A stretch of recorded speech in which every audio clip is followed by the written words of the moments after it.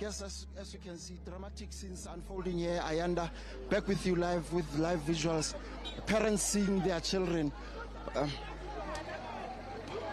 Police try to prevent them from passing on.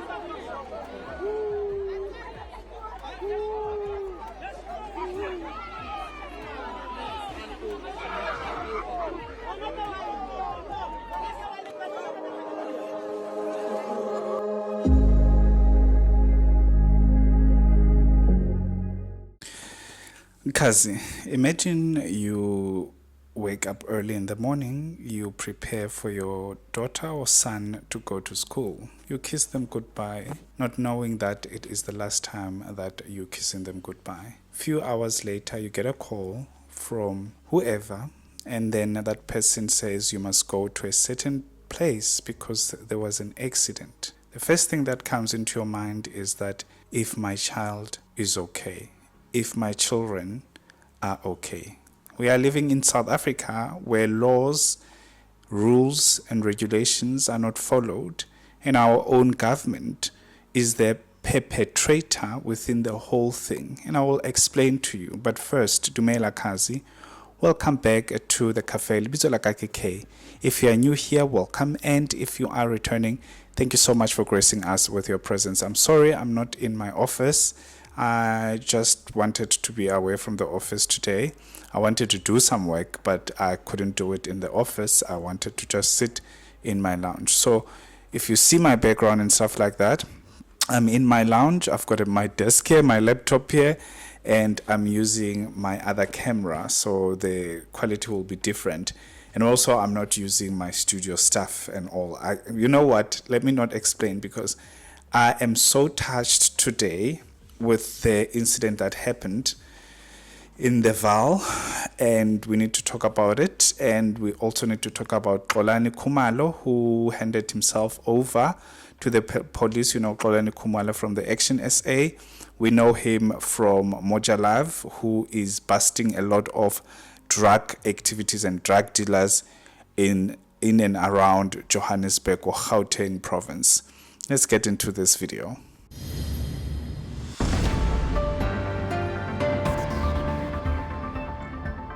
So, Kazi, there's a very gruesome accident that happened in Vaal, Gauteng province. Or is Vaal under? No, yes, Vaal is under Gauteng province. It's the last, I think, would be the last town before you get into Free State. So, if I'm not mistaken. So, there's an accident that happened. It's a very, very gruesome accident, and I'm not gonna show the whole thing of the accident. I'm gonna show just clips there and there if I can, but I'm not gonna show the gruesome parts of the accident, because these are people, these are children that we're talking about here. These are families, and what I wanted to share with you here, and it is closely related with what we were talking about in my previous video. And this accident, I'm just gonna quickly paint a picture of this accident, and also we'll put some clip here. So the accident happened in this morning. The children were going to school in a scholar transport, and unfortunately this accident took away 11, as I'm doing this video, 11 children, and four people, because I'm not sure if it is children or even the driver is part of the people who were injured and were taken to the nearest hospital. But anyway, So the driver apparently decided to try and overtake multiple cars. You know, if you have been in a taxi, you know taxi drivers, they don't firstly listen to any road rules. They don't care about road rules. To them, they own the road. They drive recklessly. They drive with high speed. They overtake where they're not supposed to overtake. They overtake even if it's not safe where you can overtake. So where there is barrier lines, they overtake. Where there isn't barrier lines where people can overtake, they overtake. They don't care if it is safe or dangerous to overtake, because what happened to this accident, it was dangerous for the driver to actually overtake. Take a listen to this video. For everyone, us as drivers, as owners, and the community in general. And just talk to us about what you saw. Well, what I saw is that the very same vehicle, that taxi, it tried to actually, it did overtake me and some other few cars. I think in front of me there were I think it was 4 cars. Now what happened, I tried to reduce my speed to try and, eliminate that from happening so that I can, give him some gap. Because we saw the truck that was approaching, and, he ignored that. I don't know why. That's sad. But, yeah, to actually see the whole story, the truck driver, he tried to actually prevent the accident by going on a side. And then the very same guy, what he did, he actually also went on the track side. So that's where they collided. So the taxi driver went on the oncoming route of... Yes, that's correct. He went on the oncoming traffic. So it clearly states that the driver did not care about what is coming, the oncoming traffic. And the oncoming traffic was a truck. And I can tell you that no one easily escapes without getting harmed in a collision between a truck and a taxi. Something is gonna give, because obviously these are 2 giants. A truck is a huge metal that takes time for it to break. So the taxi driver decides to overtake, and when they overtake, unfortunately the truck was closer and the truck tried to move or swerve away. The taxi did the same thing and they met the same direction. Unfortunately, children died here. Coming to my point, yes, we can blame the driver because of the reckless driving and all of that. I'm going to blame the government. First of all, the government fails to enforce laws in our roads. They fail to enforce roads in our roads. They fail to put in place consequences, actually harsh consequences. They fail to do that. They failed for years and years and years and years. And on top of that, the only time that you will see them attending to these things is when a bad thing like this one happens. And it has been happening. We have seen very scary and very unbelievable accidents that involves school children, scholar transports, and we see the government members of parliament and all of those things going and talking and no action.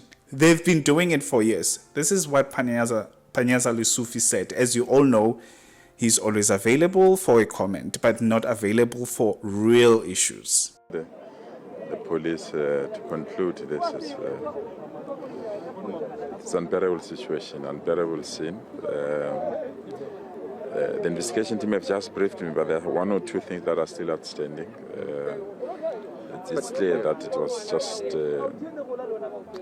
the taxi was trying to overtake several cars, and unfortunately was confronted by the truck.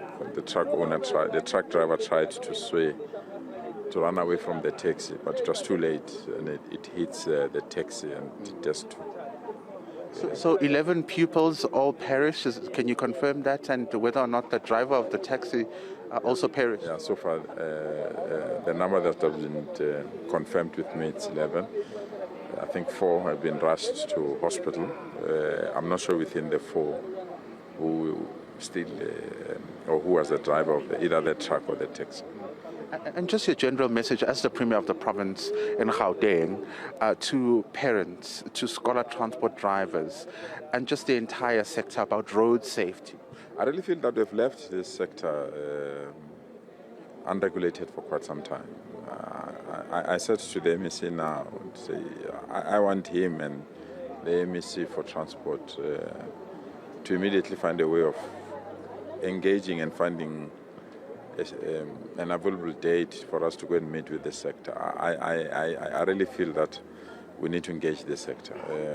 Remember, within the scholar transport system, we have some regulations, but the private scholar transport system, I think there are lots and lots of loose ends, and unfortunately, this is the price we've paid this morning. Because this accident would have been avoided, easily would have been avoided. And I said to you, this is very similar thing that we spoke about on my previous video. If the education system in South Africa was conducive and the education system was better, every single school that the government owns, the education system was on a right point. The children were not going to have the need to go to a different school that is far out from the school that is close by. Because if you have a good education system in your area, you don't need to go to a different school. You can get that education here. Secondly, if the government was able to build enough schools for a growing population in South Africa, the children were not going to be forced to go to a different school. Thirdly, if the government wanted to make sure that the children are safe in these scholar transport, the government would have provided the right modes of transport for the children to schools, because obviously they got the schools far. And the system that they put in place for the online application is the same system that will put our own children in danger, because those children, they will have to travel far in order for them to get this education that they cannot get in their communities, because the education system is not right, or the education itself, the educators themselves, they're not doing their job. There are not enough resources for them to do their job because of the failures of our own government, our own black-skinned government, actually. Let me put it that way. Our own black-skinned government, the ones that have children going to school in very expensive colleges. Those are the ones that you put and voted for them. Now we have 11 children perished because of reckless driving. We don't even know if this taxi was properly vetted or roadworthy. We don't even know if the taxi driver had permits to do that scholar transport. We don't even know if the driver had the driver's license. At this stage, I feel like the government is forced to make sure that the people who are transporting children, school children, and anyone else, but at the moment we are talking about school children, the people who are transporting school children should have some sort of a qualification. I don't know, a training, not necessarily a qualification, a training for certain things, because you cannot overtake so many cars knowing exactly what will happen, especially if you are transporting children, especially if you are transporting people, especially that you are using a national road or you are using a public road. You can't do that. There is no way. So with the education collapsing in South Africa, we will see a lot of this, because we will have a lot of scholar transports transporting these kids to different areas. And on top of that, because of the system that they put in place of applying online and rejecting the kids and taking them to a certain area, we will see things like this, because these scholar transport will mushroom, and when they mushroom, they will have to be to transport these children to this place. And they are always in a hurry, because if it's a taxi, it's always in a hurry, because they want to drop the kids and go to the taxi rank because they want that money. I don't know why the greed in South Africa is so normalized. People are so greedy, they don't care what they are doing. I do not care if you're going to say that the taxi driver didn't know or didn't see the truck. the moment you the moment you overtake multiple cars, you should know exactly that you see way too far for you to be able to do that. You can overtake a lot of cars, but you must be able to see far in order for you to overtake a lot of cars. There is no way that you are just going to overtake knowing that you're not going to make time. You are not driving a sports car. You're not going to make time. Because the person who was commenting here, the person who was talking here, this person says that they saw the truck coming. They saw the truck coming. So you cannot tell me that the taxi driver did not see that truck is coming. And the problem is these tipper trucks, very long trucks, it takes time for them to hit the brake. It takes time for them to stop. It takes time. It's physics. It's physics. That's why I'm saying we need training with these people. They need to understand not only the car that they are driving, but the cars that are around them, the size, the mass of the car. They need to understand. Just look at this video. Look how sad this mother is crying. So these are the scenes, Michelle, that are playing out.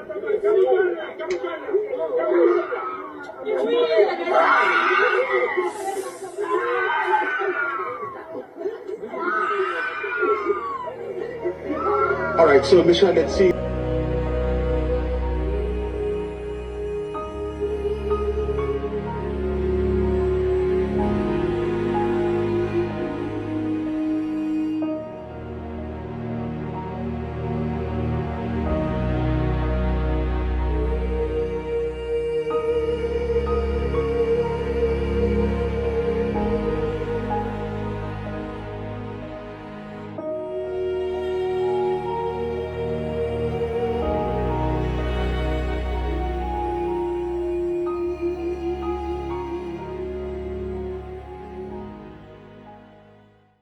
This situation is so bad that I cannot imagine how bad their lives are turned upside down. Because obviously, with all what is happening now or what happened, their lives have been turned upside down on a Monday in January, where the parents are so excited to see their children going back to school, especially when they are going to a new class, new clothes, new uniform, new school, new fresh books and all of those things.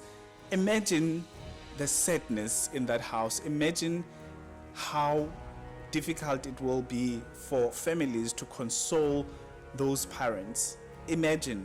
Just imagine that. It's a sad reality, and it's all thanks to the ANC government. It's all thanks to our own government, the one that we voted for. At least I didn't, but the one that we voted for. It's very sad. Anyway, let's move on to the second story that I wanted to talk about. Show me where the drugs are. Oh.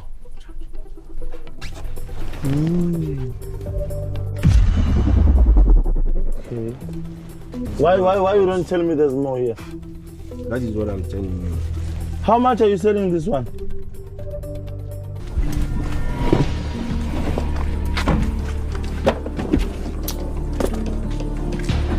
So it's still the same thing. It's not different. Still the same thing. Our government failing this country.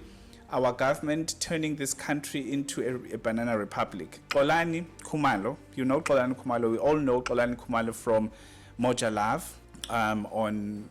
Is it Moja Love on DSTV, whatever that is? I think it's Moja Love on DSTV. He is the guy who's going around, especially in Gauteng area, going around searching or investigating things like drug trafficking and drugs that have been sold to our children, drugs that are very, very normalized in our communities.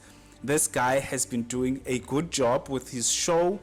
And a lot of our own law people, a lot of our police, and a lot of people that are in this or benefiting from these gangs or drug lords, they've been saying that Xolani is doing illegal stuff, and or they tried so many times to actually discredit his work. And this time around, Xolani was officially charged for having a gun, for pointing a gun to this guy that he was arresting, or this guy that he was questioning about, obviously, the actual drugs, and also was charged for assault. And he actually handed himself in to the police, and I'm gonna play you a video.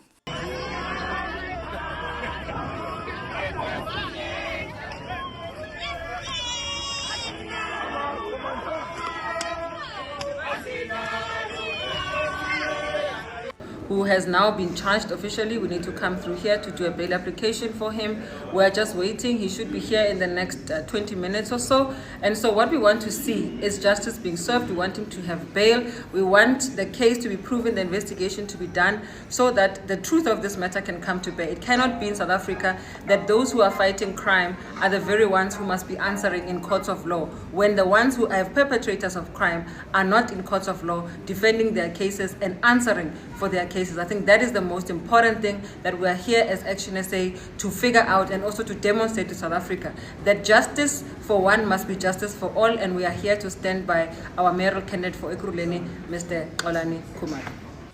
So when I say the government keeps on failing us, the government, some of these politicians are beneficiaries of these illegal stuff that are happening in South Africa. For example, we have these drug lords pay a huge amount of money to make sure that their dockets are missing, and we have these people pay a lot of money to make sure that they assassinate people who are saying something.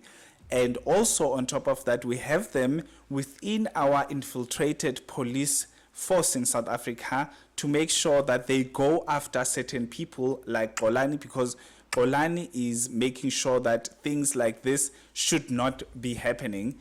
And I am glad that a lot of people do actually see what is happening now, because what is happening is trying to make sure that a problem that is in front of you, which is Xolani, must be eliminated. And they are trying to eliminate him by making sure that he stays behind bars.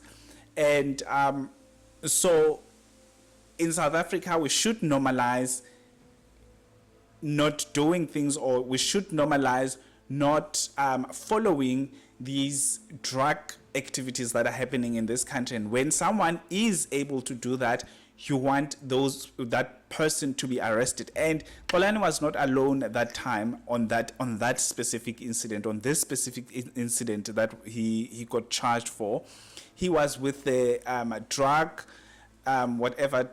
trafficking unit or something like that. He was with that, and but they specifically want him.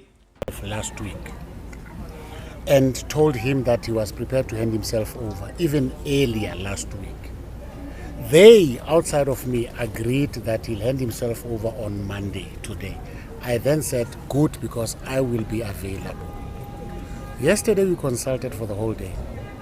At the end of our consultation, just after 4, I then called the investigating officer to confirm that the arrangement that he had with Xolani earlier in the week, I am confirming that I'm formally on record, and I will be handing himself over. I then asked him, what else would you need so that we can facilitate this? I've done it many times. I was not antagonistic, and he just fobbed me off. This morning again, handed him over at 8 o'clock. They only attended to him at 9. Even at 9 o'clock, he said if it takes him the whole day to charge him, it will take him the whole day. They didn't. It was only when the provincial guys arrived around 11 that he was processed. And those provincial guys were very professional.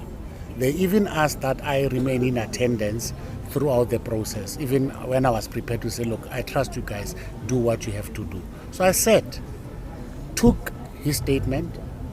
They even asked him to provide an alternative address, which Xolani gave, which is his parental home. So at no point did anyone raise the issue of the verification of an address. Now, it can't be an issue when the man brings himself to you. They didn't even lift a finger. He said in court, he called him once, he couldn't get through. Xolani then returned his call. And then they made that arrangement. Now you come back 7 days later and say you want the man to be remanded in custody for 7 days because you want to verify an address that you could have bloody well verified a week ago. That's what got me rubbed the wrong way, because it is downright wrong. The worst part is his co-accused was released on police bail at a police station without having to be subjected to these rigors. It's a story for another day because something is coming, it's loading on that. But I raised it because you cannot deprive a person's liberty because you failed to do your job. And he confessed that I could have easily done that, I didn't do it. Now you want the court to send him to Boksburg prison for 7 days. So it was important. And just quickly... Or they want to see his downfall, because obviously if the police were there, if the drug trafficking unit was there, so they are witnesses that something like that did happen or something like that did not happen.